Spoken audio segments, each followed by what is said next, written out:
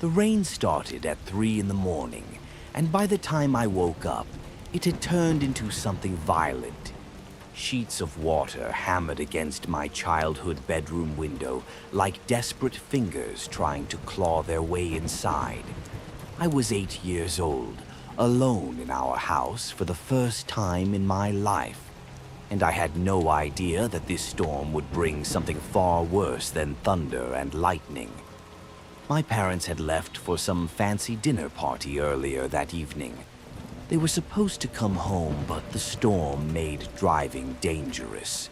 I remember my mom calling, her voice crackling through the old landline, apologizing over and over. She gave me a list of things to do before bed. Lock all the doors and windows. Keep at least one light on. Make sure all the blinds were closed. Simple stuff that seemed unnecessary to my young mind. I was actually excited to have the house to myself. It meant unlimited candy and no bedtime. I planted myself on the living room couch, watching television until the sugar crash hit me like a brick wall. I fell asleep right there, telling myself I would handle my mom's safety checklist later. When I woke up, the house felt different. Colder. Much colder than it should have been. The television had gone into sleep mode, which meant I had been out for at least 3 hours. I forced myself off the couch, remembering my mom's instructions. Even at that age, I knew she would find out if I didn't follow through, and I really didn't want to disappoint her after she had trusted me to stay home alone. I went around the house methodically. Front door locked, back door locked. All the blinds closed tight. Windows sealed. Everything was exactly as it should have been, which confused me because the house still felt freezing. I even pressed my hand against several windows to make sure they weren't cracked open, but they were all perfectly sealed. I figured maybe the storm had knocked out the heater. That explanation satisfied my tired brain, so I headed upstairs to my bedroom, ready to crawl under my covers and forget about the cold. But when I got to my room, I finally understood just how violent the storm had become.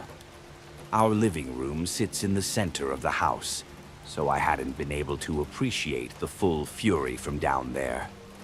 My bedroom has a large external window, though, and through it I could hear everything. The rain was slamming against the glass like it was trying to break through. Every minute or so, lightning would flash, followed by thunder so loud it shook the walls. I wasn't normally scared of storms, but I remember being genuinely concerned that a tree might fall on the house. That worry probably contributed to my trouble falling back asleep, even though I had been exhausted just 20 minutes earlier. As I lay there in the darkness trying to drift off, I started noticing these odd sounds. Every so often there were weird creaking noises, like shifting wood. The thing is, my entire bedroom floor is carpeted, so the sound couldn't have been coming from my room. At first, I thought it might be a tree swaying in the wind outside, but the sound didn't quite fit. Even at 8 years old, I knew the general sounds associated with thunderstorms. This definitely wasn't one of them. The creaking started bothering me more and more. It wasn't the storm keeping me awake anymore.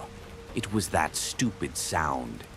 I couldn't take it any longer, so I sat up in bed and looked around my room, not really sure what I was looking for. I listened carefully, trying to drown out the sounds of the storm and focus on the creaking. Then lightning flashed, illuminating my entire room for just a split second. Everything looked normal, but my eyes were drawn to the only wooden thing in the room, the closet. The room went dark again, and I sat there perfectly still, my heart starting to race.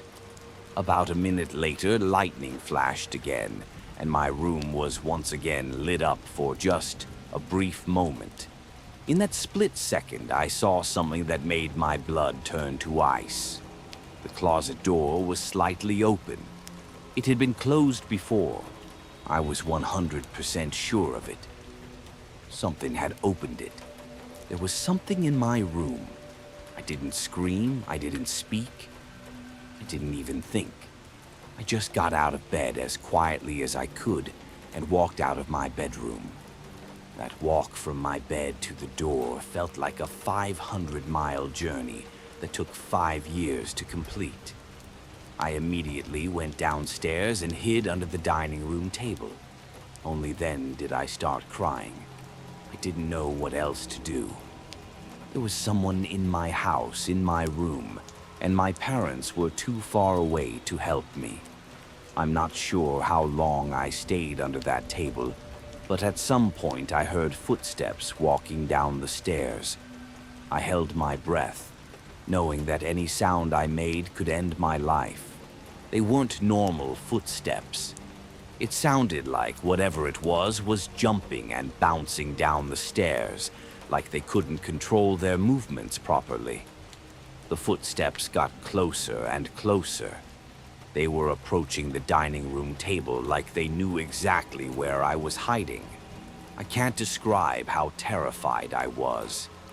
I genuinely thought I was going to die. And then, from under the table, I saw them.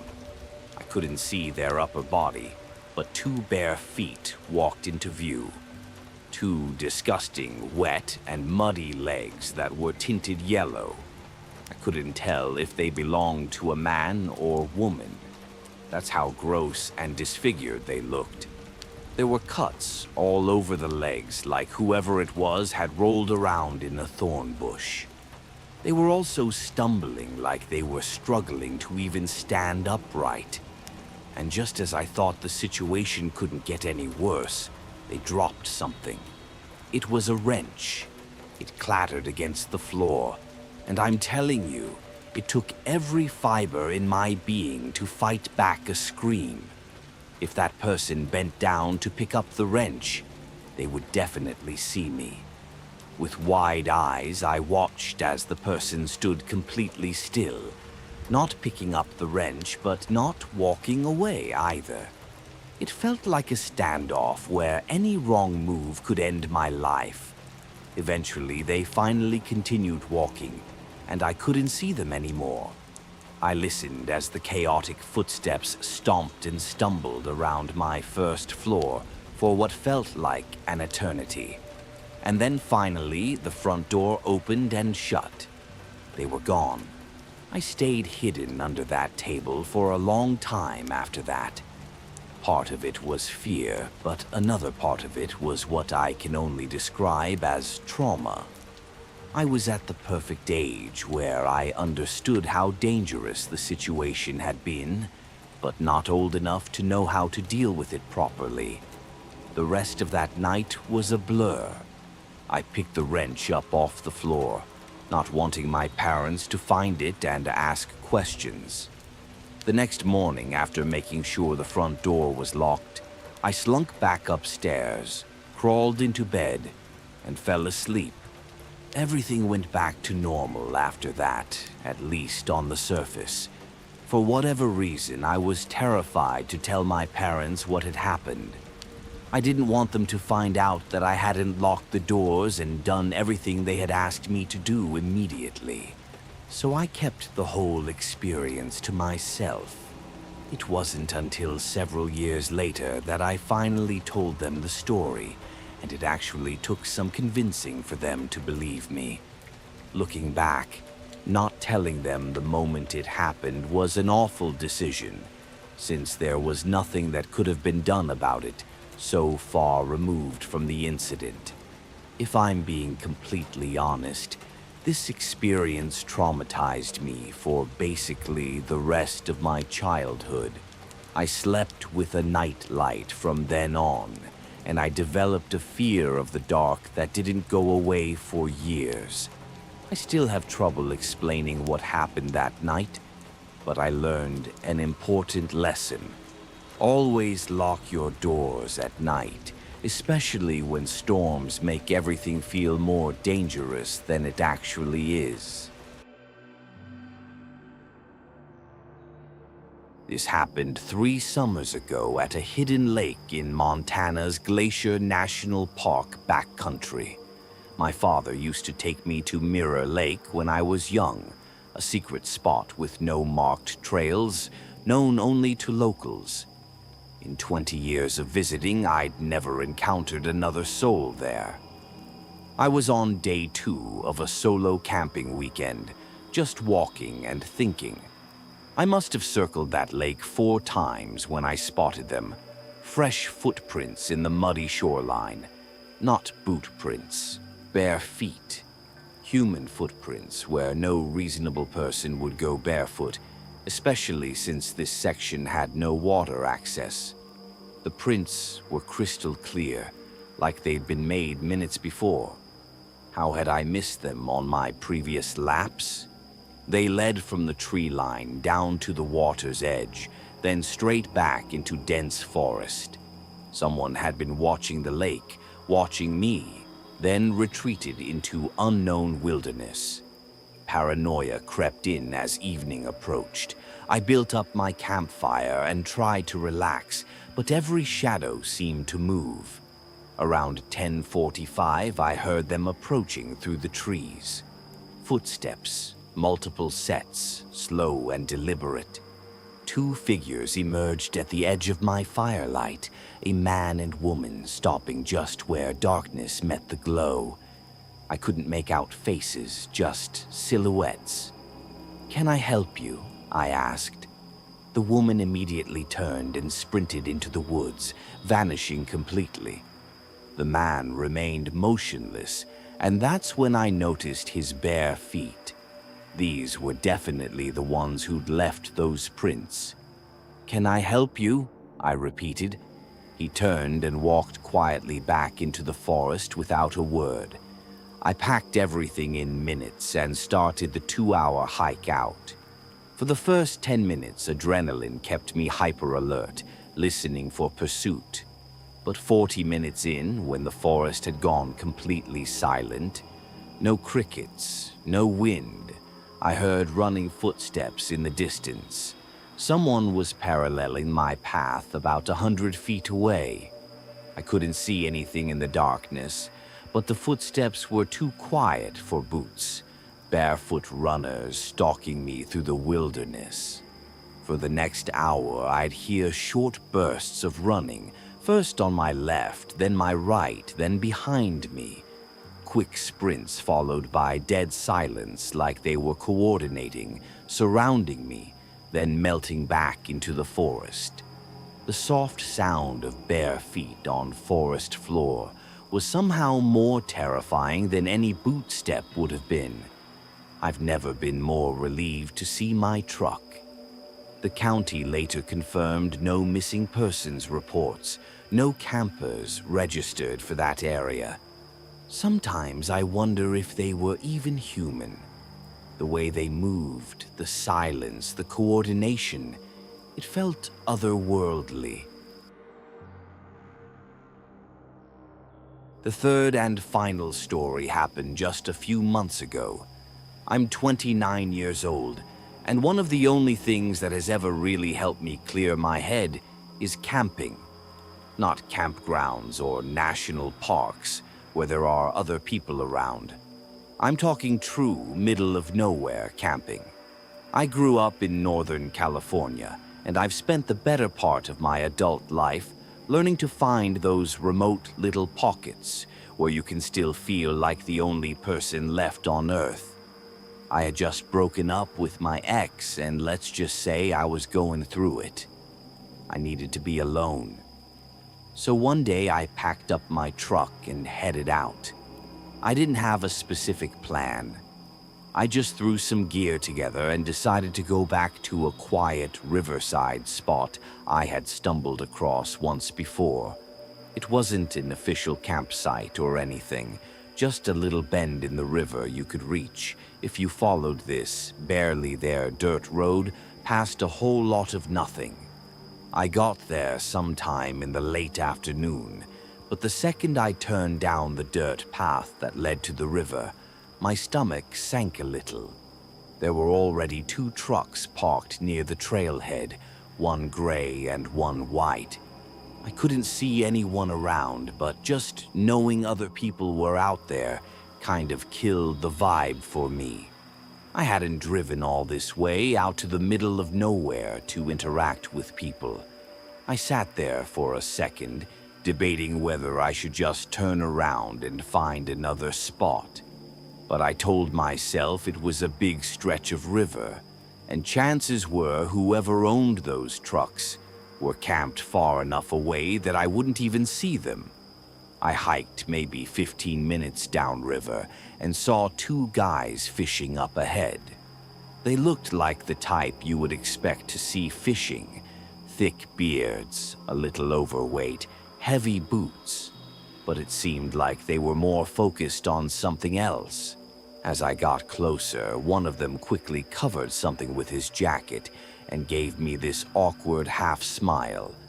As I passed, he called out, saying something about how they were just target shooting cans and didn't mean to freak me out. I just gave a polite nod and kept walking without saying anything. As I kept walking, I couldn't help but replay the guy's comment in my head. It wasn't even what he said that bothered me. It was how rushed and awkward it came out, like he was trying too hard to sound casual. I got that uneasy feeling you get when something doesn't quite add up, but I pushed it down. People out there weren't exactly known for their social skills. It wasn't that weird for rural folks to be a little off when it came to talking to strangers. I told myself to let it go and focus on finding a good spot to set up camp. I found a spot a little further down the bend, where the trees were thicker and the trail dipped out of sight.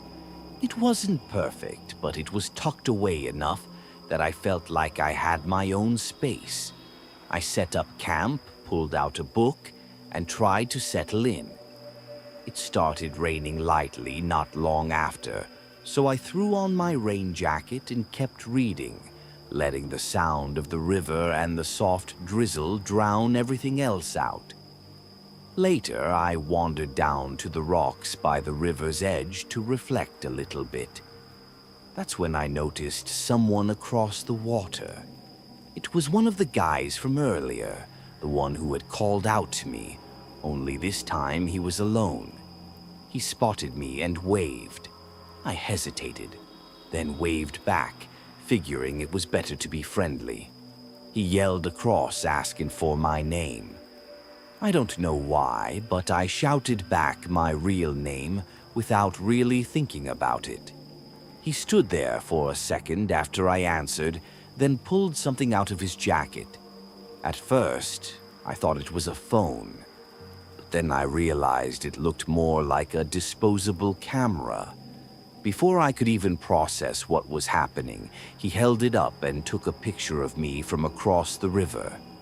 Then, without another word, he just turned and started walking back up the riverbank like nothing had happened. I was beyond creeped out. The weird speech patterns and mannerisms were one thing, but taking a picture of me was next level strange. I headed back to my campsite and figured I would stay put for the rest of the night. After the sun went down, I crawled into my tent and tried to get some sleep, but my mind wouldn't shut off. I kept replaying the breakup in my head, picking apart every word, every mistake, every what if. I don't know how long I lay there like that, just listening to the river and the light patter of rain against the tent. At some point, though, I started hearing something else. Faint, uneven sounds like someone stepping carefully over wet ground.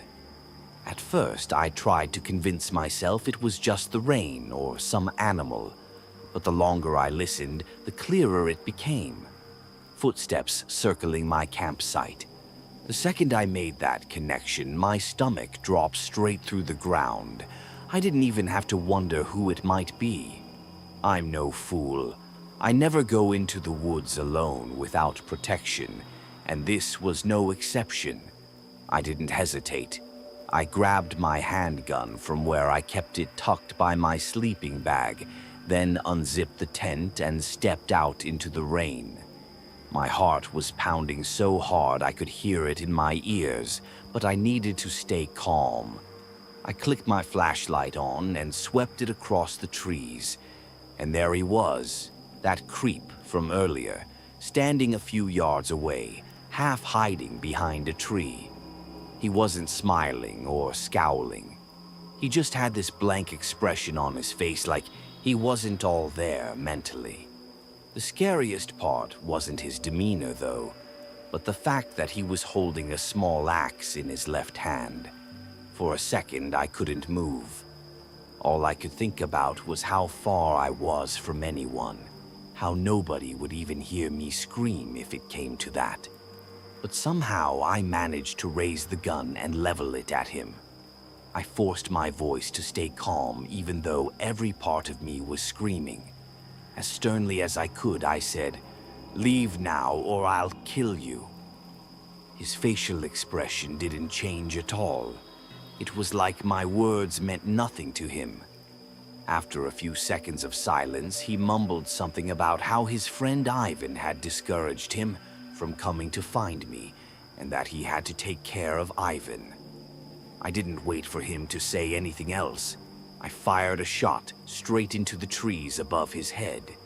He stumbled a bit, clearly not expecting me to do that. I leveled the gun at him again, more confident now. I told him it was his last chance and to drop the axe. He did, and a huge wave of relief washed over me. But I wasn't out of the woods yet. I told him to take his shoes off so he would have trouble following me, then made sure he didn't have any other weapons. Once I was sure he wasn't armed, I told him to go to my tent and grab my gear. I watched him like a hawk as he fumbled with my stuff, forcing him to toss it all out into the open where I could see it.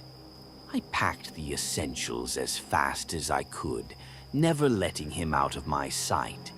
I jammed the axe into my backpack and made sure I wasn't forgetting anything important. I would have to leave the tent behind, but that was a small price to pay for staying alive. I then grabbed his shoes and threw them as far as I could into the darkness and told him to walk in the opposite direction. I kept the light on him the whole time, and the moment he walked far enough out of sight, I turned and started hiking back up the river as fast as I could. That was the scariest part of the whole encounter, stumbling through the pitch-black forest in the rain with a potential murderer somewhere behind me. I wasn't sure if he was following me, but I didn't care. I just kept going, trying to use the flashlight as minimally as possible. Both pickup trucks were still in the pullout when I finally made it back to my car. I didn't stop, though. I threw everything in and sped out of there. When I got cell service back, I called the police and reported the whole incident, describing my location as best as I could. A few months have passed since then, and I'm not sure if anything ever came of it, but I'm not going out of my way to find out. What still scares me most about the whole thing is that comment he made about his friend Ivan, that he quote-unquote took care of him. I really don't want to think about what that means, but there are only so many explanations. I'm just glad I was armed. I could have easily lost my life that night if I hadn't been prepared. These 3 experiences taught me that danger can find you anywhere, even in the places where you feel most safe. The rain might wash away footprints and muffle sounds, but it also brings out things that should stay hidden in the darkness. Always trust your instincts, always be prepared, and never assume that being alone means being safe. Sometimes the storm outside is nothing compared to the storm that walks on two legs and has learned to hunt in the rain.